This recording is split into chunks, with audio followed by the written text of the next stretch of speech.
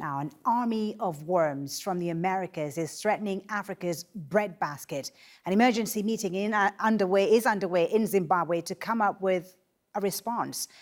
The fall armyworm is a South American species of moth measuring up to 5 centimeters in length with a life cycle of about 40 days. It's an invasive species native to tropical regions in Brazil and Argentina.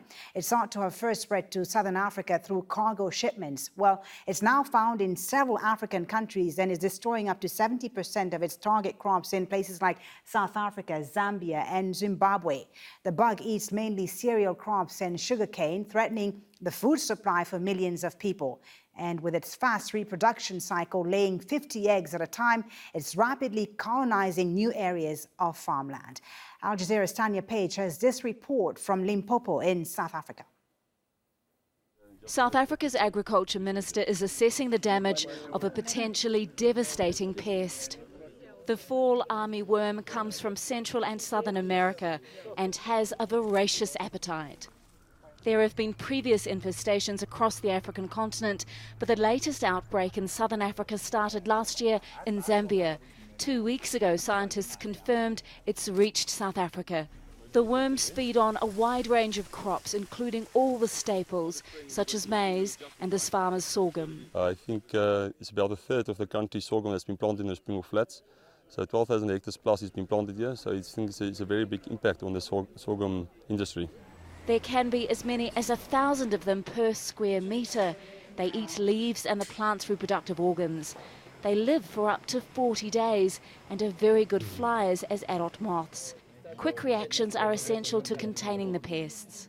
An emergency pesticide spraying program started within 36 hours of the fall armyworm being identified.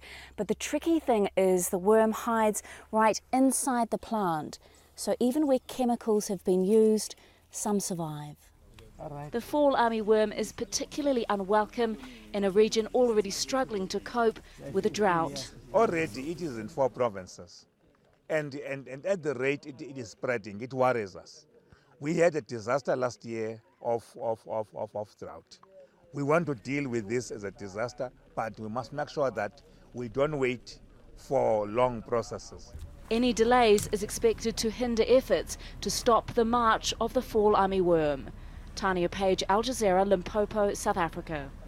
And here's Al Jazeera's Haru Mutasa now with more from that emergency conference in Harare, Zimbabwe.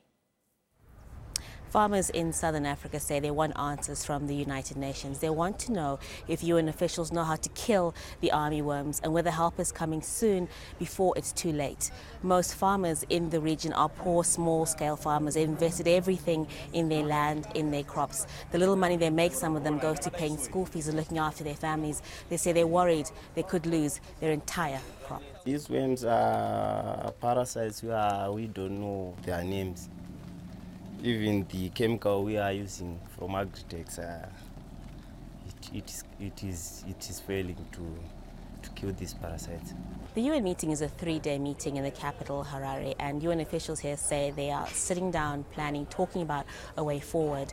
They're bringing governments together, experts together, trying to find a way to kill these armyworms. Some of the solutions could be spraying the entire region with pesticides, handing out certain pesticides to some farmers, educating farmers to know that when they see these worms, how to identify them and how to stop them from getting worse. The main concern is that there could be food shortages if entire crops and fields are destroyed from these worms, and maize is a staple food in many parts of the region. Many people eat maize. All right, joining us now on the News Grid is Kenneth Wilson. He's a professor at Lancaster University's Environment Center and founded the website Armyworm Network. He joins us live from Harare. Thank you so much for being with us, Ken Wilson. You've spent much of the last 20 years working in Africa, studying aspects of insect pest control. Just how dangerous is this fall armyworm, and how would it travel from the Americas to southern Africa in the first place? Well, this is potentially a very serious situation. Africa has had its own native armyworm for many years, and that's caused a lot of devastation in some years. This new pest, as you say, comes from the Americas. We don't really know how it got here. Probably with exchange of foodstuffs from the Americas to Africa. first in West Africa, now in Southern Africa, and it's probably been spread partly through trade, but also the very strong flyers. So it's very likely that these fall armyworm are migrating between countries as well. We have a comment here from one of our viewers in Zambia, Marshan Kenneth, who writes, armyworms are dominating in Zambia. I'm in Lusaka, where people are worried, but the rural villages will be impacted the worst. What can small farmers do in the meantime to control this situation? What should they be doing? Well, there are some very low-tech approaches that can be used if you've got a small plot of land. For example, spreading sand or grains into the whorls or the funnels of the maize plant can often kill the insect due to abrading of the skin of the insect. And also in some communities they'll have indigenous knowledge about local plants that are effective against many pest species. So it may be that they can use the local plants in their community to try to control the pest on their land. What's the scale of the problem right now in these different countries? And also, what impact could this have on the food industry, not just in the region, but globally?